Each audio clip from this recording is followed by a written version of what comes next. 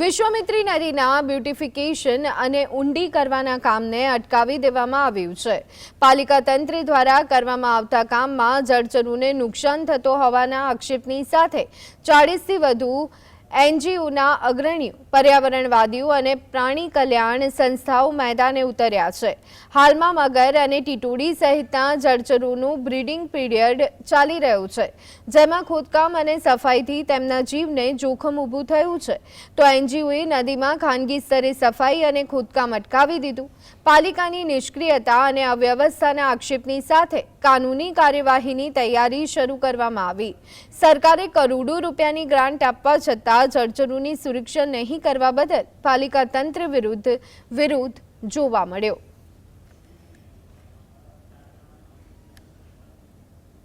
74 દિવસની અંદર 28 મગરના ઈંડા નીકળ્યા હતા એકવાર, જેમાંથી 17 ત્યાં જગ્યા પર તૂટી ગયેલા હતા અને એની અંદરથી 11 ઝૂ ખાતે મોકલેલા હતા, એમાંથી 4 જ બચ્ચા નીકળી આવેલા છે।